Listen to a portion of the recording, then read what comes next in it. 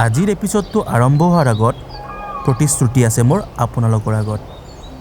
আজিৰ ৰাতিপুৱাটো আপোনালোকৰ জীৱনৰ সবাতোকৈ সুন্দৰ ৰাতিপুৱাৰ ভিতৰত গণনা কৰা হ'ব। আৰু যদি আপুনি এইটোক অনুভৱ কৰে তেন্তে ইয়াৰ বতাহৰ শীতলতাত আপুনি তাতে বহিয়েই চকু মুদি দিব। এক্সাইটমেণ্ট ইমান আছিল যে মই ৰাতিপুৱাৰ 4:30 বজাতেই উঠি গৈছিলোঁ।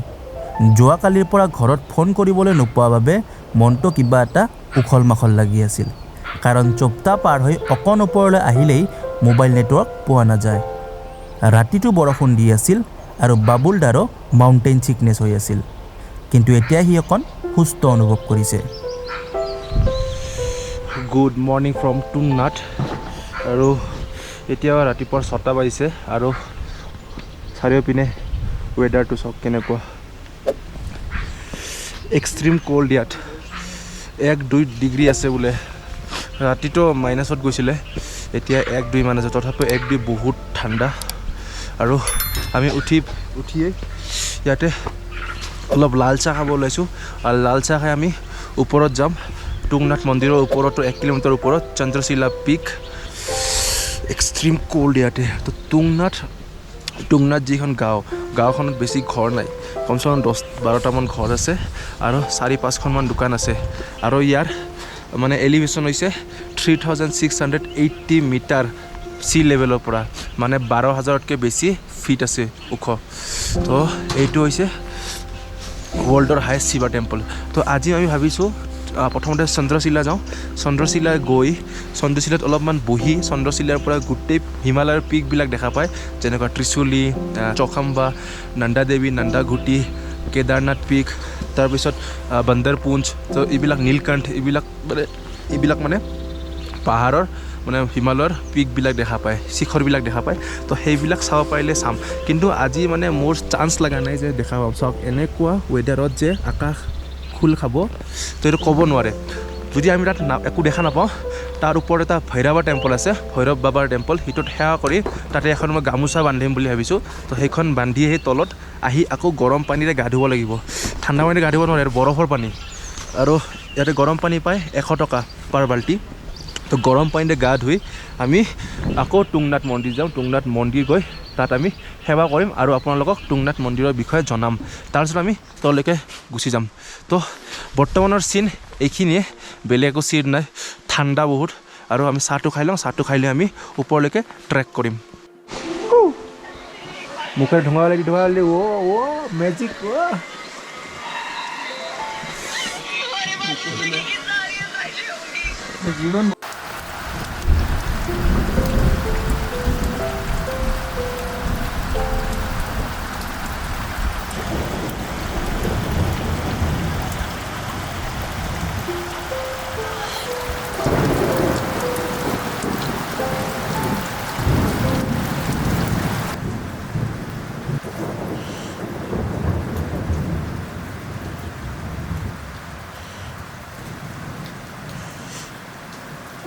আজি আমাৰ চাগে দিন বেয়া।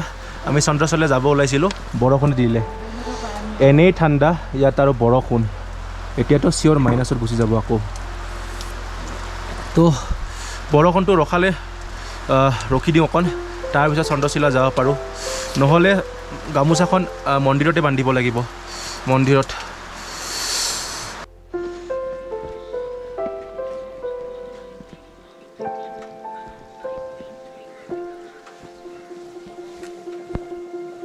চ' এতিয়া বাজিছে ৰাতিপুৱা 8:30 আৰু বৰষুণটো অকণ কমিছে। আৰু বৰষুণটো কমিলেও অলপ কিনকিনাকৈ পৰি আছে। তো এতিয়া আমি চন্দ্ৰশিলা যাবলৈ ওলাইছোঁ। ইয়াৰ পৰা 1 কিলোমিটাৰ, মানে টুংনাথ মন্দিৰৰ পৰা 1 কিলোমিটাৰ ওপৰত। তো সেইটো 4000 মিটাৰ হৈ যায় ওপৰত। 4000 মিটাৰ ওপৰত আছে চন্দ্ৰশিলা। তো 10 বজাৰ আগতে তাৰ পৰা ঘূৰি আহিব লাগিব। তাৰপিছত আমি মন্দিৰত সেৱা কৰি তললৈকে যাম। ৰাতি কেনেকুৱা ঠাণ্ডা পৰিছিল? বম ঠাণ্ডা, -2 মান হৈছে নেকি। ঠাণ্ডা, -10 জেকেটও কাম কৰা নাই, ব্লেংকেটও কাম কৰা নাই। বাপৰে বাপ। তো এইটো হৈছে টুংনাথ মন্দিৰ। আৰু এনেকৈ চিধাই গৈ 1 কিলোমিটাৰ পাহাৰৰ ওপৰত উঠিলে চন্দ্ৰশিলা পিক। এইটো চাওক।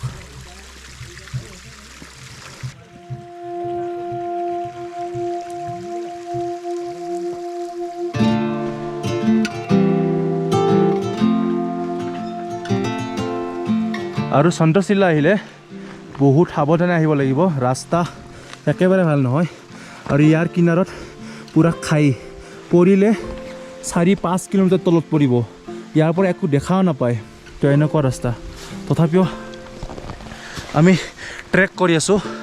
কাৰণ ভাবিছিলোঁ মাজতে এনেকুৱা লাগে মই ভিডিঅ' চিডিঅ' নবনাওঁ, আগতে মোৰ নিজৰ জীৱনটো ডাঙৰ ভিডিঅ'তকৈ, কিন্তু আমি এনেকুৱা কণ্ডিশ্যনত যে আহিছোঁ সেইটো আপোনালোকক দেখাব লাগে। তো সেইকাৰণেও ভিডিঅ' কৰি আছোঁ, কিন্তু মাজতে ইমান ভাগৰ লাগে, ইমান কষ্ট হয়, ব্লগ কেমেৰা চব বন্ধ কৰিব মন যায়। চাওক বাবুল দা মোৰ পৰা 20 মিটাৰ দূৰত নাই, কিন্তু দেখাই নাপায়। বাবুল দা চাওক দেখাই নাপায়, 20 মিটাৰ দূৰত নাই। এনেকুৱা ভয়ানক হয়। কিবা কৈ দিম আৰু বতৰটোৱে বেয়া পাই যাব।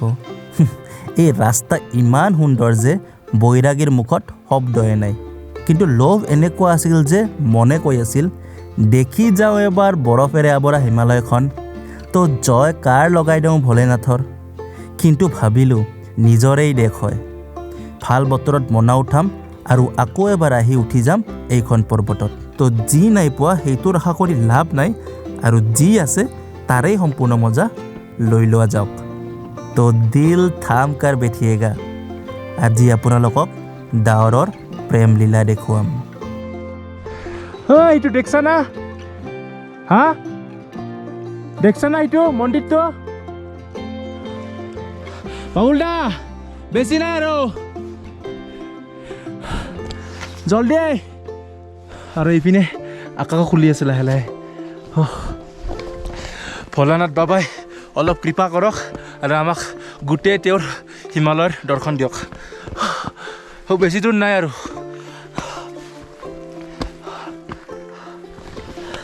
Come on!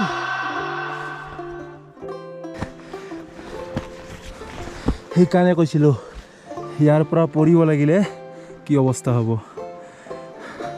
চাওক কেনেকুৱা ক্লিফ হয়, দূৰ দূৰণিলৈকে একো দেখা নাপায়।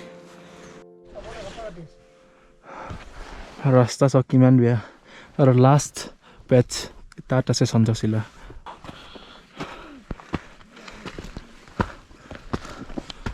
So finally, Har Har Mahadev! Har Har Mahadev!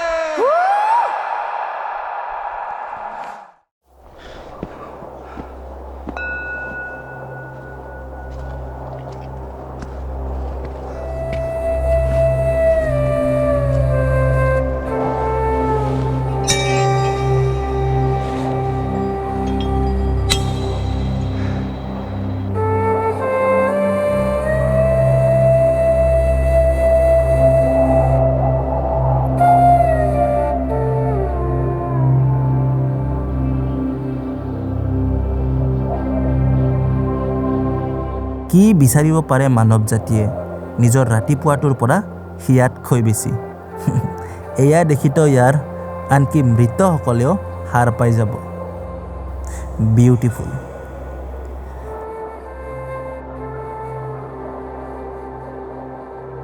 So finally, আমি আহি পালো ভৈৰৱ বাবা temple at Chandrashila Peak. Har Har Mahadev!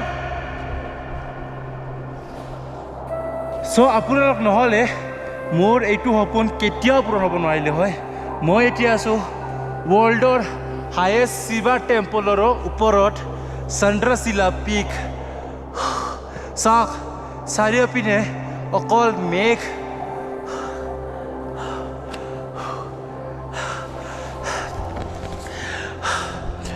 কিমান সুখী মই আপোনালোক ক'ব নোৱাৰোঁ। সকলোকে মনৰ পৰা, মোৰ অন্তৰৰ পৰা আপোনালোক সকলোকে এটা ডাঙৰ ডাঙৰ ডাঙৰ ধন্যবাদ। ইয়াৰ পৰা আপোনালোকেও এটা সেৱা লওক।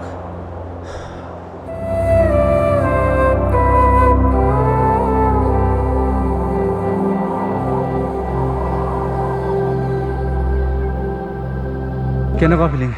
চন্দ্ৰশিলা পিকত বৰ্তমান স্বৰ্গ কিমান দিনৰ মনত এই মোটামুটি 5 বছৰমান হ'ল ভাবি থকা কেনেকুৱা ফিলিংছ ফিলিংটোৰ পৰা কি ক'ম স্বৰ্গত আহি পাইছোঁ ডাইৰেক্ট স্বৰ্গতে মানে ভৰি দিলোঁ আৰু আমাৰ আৰু এবাৰ মৰিবৰ দৰকাৰ নাই নাই মৰিব দৰকাৰ নাই আমি আগতে মোক্স পাই গৈছোঁ চন্দ্ৰশিলা ৰাম আৰু ৰাৱণৰ নামেৰে জনা যায় ৰাৱণ এটা ব্ৰাহ্মণ আছিল আৰু বহুত ডাঙৰ শিৱভক্ত আছিল এইটো কথা শ্ৰীৰামে জানিছিল তেওঁৰ চকুত ৰাৱণক বধ কৰাটো এক ডাঙৰ পাপ আছিল ব্ৰহ্ম হত্যাৰ পাপ আৰু এইটো পাপৰ পৰা মুক্তি পাবলৈ শ্ৰীৰামে এইটো স্থানতে তপস্যা কৰিছিল শিৱৰ আৰাধনা কৰিছিল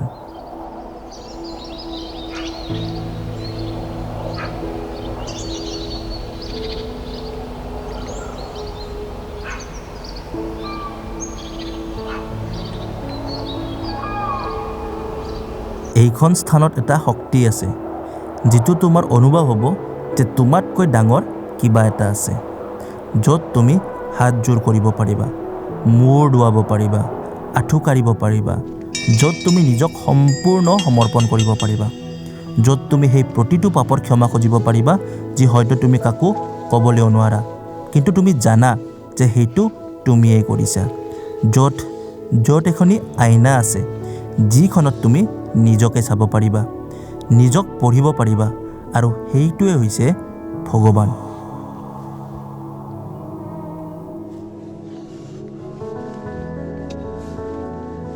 ধপধপাই থকা বুকুখনি হিৰে হিৰে বৈ থকা তেজ হিমালয়ৰ পৰা বৈ অহা চেঁচা বতাহ আৰু প্ৰথম অসমীয়া ইউটিউবাৰ হৈ ইয়াত উপস্থিত থকা গৌৰৱ সকলো অনুভৱ কৰিব পাৰি আছিলোঁ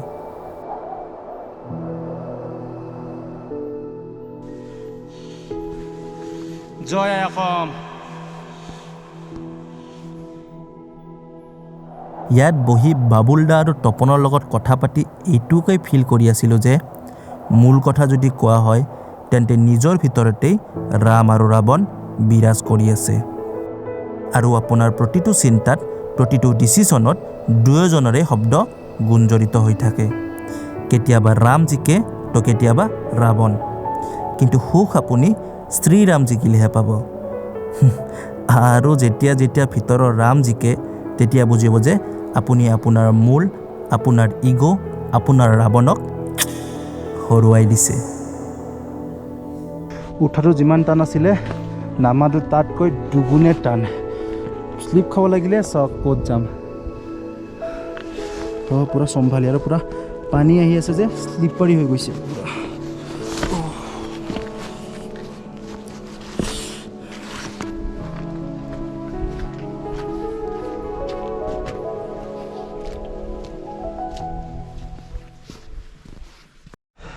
তো আমি চন্দ্ৰশিলাৰ পৰা আহি ল'লোঁ গা পা ধুই অন্তিমবাৰৰ বাবে তুংনাথৰ দৰ্শন কৰোঁ कितने का है थाली भैया 101 वाली है 151 के 201 के भैया चलो जय भोले ओम नमः शिवाय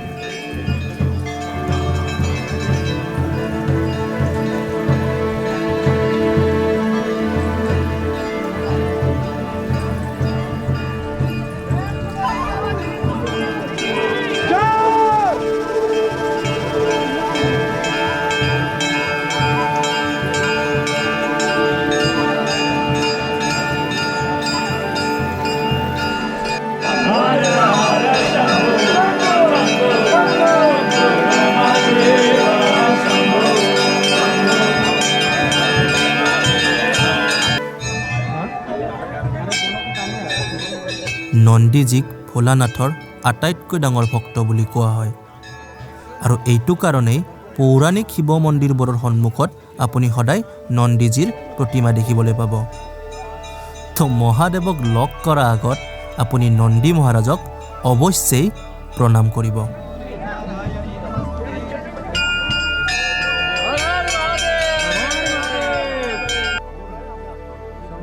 শীতকালত যেনেকৈ কেদাৰনাথ আৰু মদ্মহেশ্বৰ ধামৰ পৰা উৎসৱ মূৰ্তি দুটা অসীমঠৰ ওমকাৰেশ্বৰ মন্দিৰত লৈ গৈ স্থাপন কৰা হয় ঠিক তেনেদৰেই টুংনাথ মহাদেৱৰ উৎসৱ মূৰ্তিটো চোপতাৰ পৰা 56 কিলোমিটাৰ দূৰত্বত অৱস্থিত মক্কু মঠৰ মাৰ্কেটেশ্বৰ মন্দিৰত স্থাপন কৰি ছমাহ তাতেই পূজা কৰা হয়।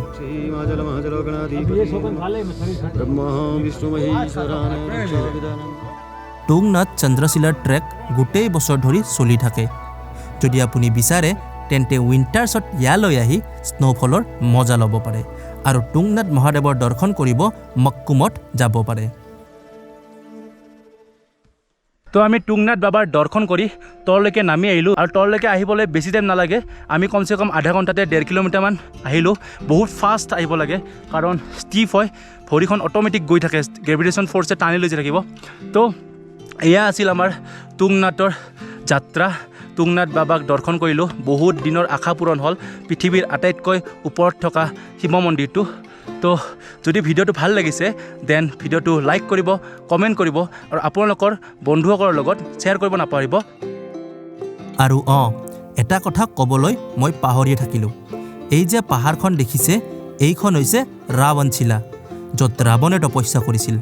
তো ক'বলৈ গ'লে এই গোটেই পৰ্বতখন মহাপুৰুষৰ তপস্থলী আছিলে।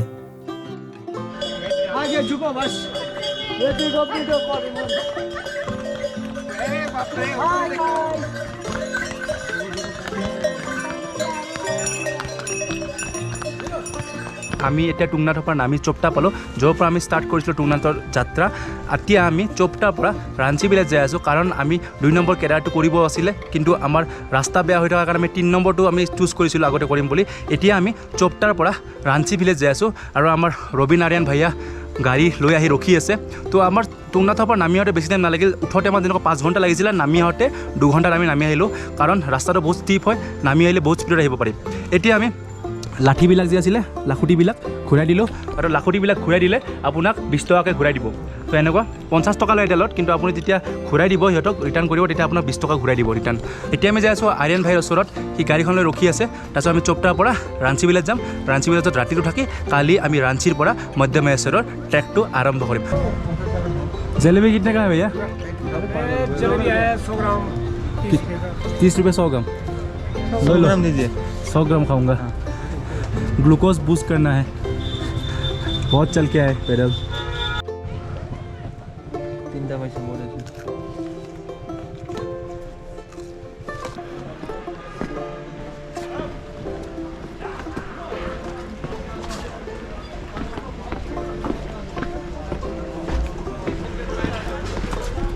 তো এইখন আছিলে টুংনাথৰ গেট। তো এইখনক আমি বাই বাই দিলোঁ আৰু এতিয়া যাই আছোঁ Ranchi village from Chopta. So' finally আমি চোপতা এৰিলোঁ। এতিয়া দাদাক বিচাৰি আছোঁ, ৰবীন দাদাক। তো তাৰ গাড়ীখনত উঠি ৰাঞ্চি আগমন কৰোঁ। তো ভাগৰ বহুত লাগিছে, তথাপিও কণ্টিনিউ। হাজি हाँ हाँ। তো কি হৈছে, আমি ৰাঞ্চি যাই আছোঁ এতিয়া বৰ্তমান। আৰু আমি যাত্ৰাটো ৰাঞ্চি দেৰিকৈ ষ্টাৰ্ট কৰিছোঁ, কাৰণ আমি টুংনাথৰ পৰা দেৰিকৈ নামিছিলোঁ। দিনটো বৰষুণ দিছে ৰাতিপুৱাটো। তো আমি 12টা মানতহে টুংনাথৰ পৰা নামিছোঁ। তো 1.5 ঘণ্টা মানত, 1.5 ঘণ্টা 2 ঘণ্টাত পাই গৈছোঁ আৰু। তো এতিয়া বাজিছে কেইটাত বাজিছে?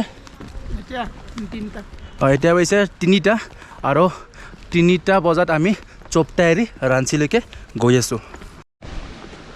ओ रोबिन ब्रो, थोड़ा लेट कर दिया हम लोग ने, ऊपर बारिश हो रहा था बहुत। बारिश हो रहा था। हाँ। अच्छा, मौसम कब हुआ सही?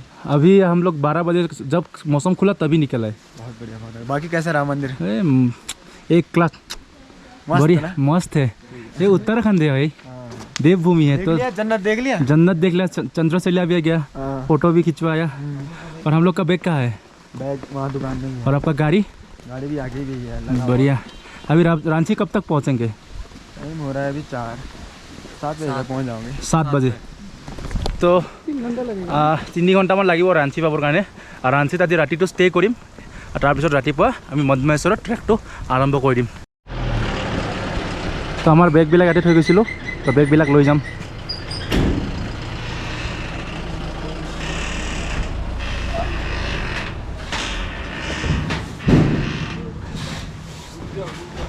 ये तपन का है, इसका है, मेरा वाला ब्लू वाला मेरा है। कोई बाद में लेके चलता। ये वाला मेरा है।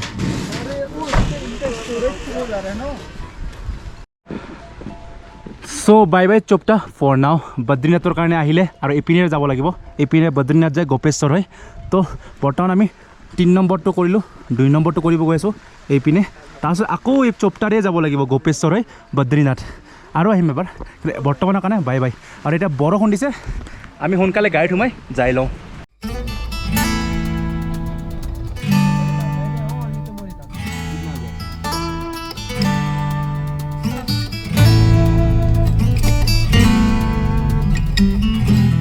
আজিৰ যাত্ৰাটোত কেৱল এইখিনিয়ে এতিয়া আৰাম কৰিম আৰু অহাকালি ৰাঞ্চি ভিলেজৰ পৰা মধ্যমহেশ্বৰৰ দুদিনীয়া ট্ৰেক আৰম্ভ কৰিম and I wish you all a very happy new year may this new year brings lots of happiness and success to all of you guys জয় ভোলে